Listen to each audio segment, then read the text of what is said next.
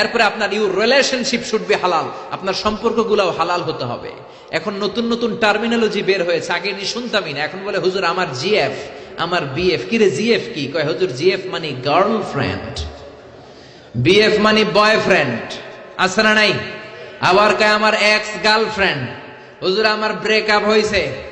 আবার কয় হুজুর ক্রাশ খাইছে, ক্রাশ, আছে না নাই?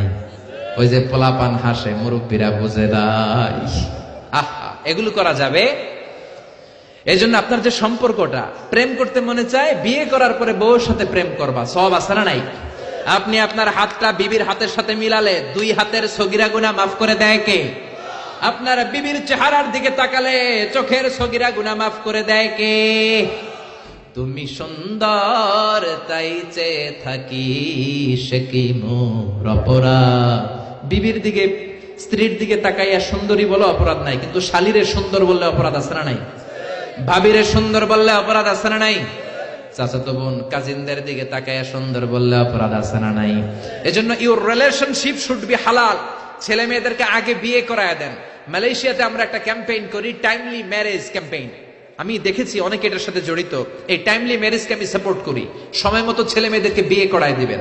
আপনি ছেলে মেয়েদেরকে সময় মতো বিয়ে না করানোর কারণে এই মেয়ের দ্বারা, ছেলের দ্বারা যত গুনাহ হবে তার পার্সেন্টেজ গুনাহ আপনার আমলনামাতেও আছে না নাই?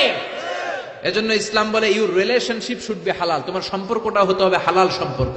বিবাহ বহির্ভূত ইল্লিগাল ম্যারেজ সিস্টেমে কোনো সম্পর্ক ইসলামে জায়েজ নাই, হারাম। চিল্লা এখন ঠিক কিনা? এরপর ইসলাম বলে ইউর এন্টারটেইনমেন্ট শুড বি হালাল। আপনি যে বিনোদন নেবেন, ইসলাম বিনোদনেও বাধা দেয় না, তবে আপনার বিনোদনটা সুস্থ বিনোদন হতে হবে, আপনার বিনোদনটা হালাল বিনোদন হতে হবে। এখন টেলিভিশনের মধ্যে মেয়েদের রেসলিং খেলা আছে না নাই? কোন মুসলমান মেয়েদের রেসলিং খেলা দেখতে পারে নাকি? আবার ক্রিকেট খেলার মাঝখানে ছক্কা মারলে চিয়ার গার্লসরা দুম্মা চলে দুম বলে নাচানাচি শুরু করে, আছে না নাই? যেই খেলার মাঝখানে ছক্কা মারলে উলঙ্গ মেয়েরা নাচে, ওই খেলাও মুসলমানরা দেখতে পারে না। চিল্লা এখন ঠিক কিনা? এই জন্য আমাদের কালচার হবে ইউনিক। হারাম কোন ধরনের বিনোদন মুসলমান গ্রহণ করতে পারে না।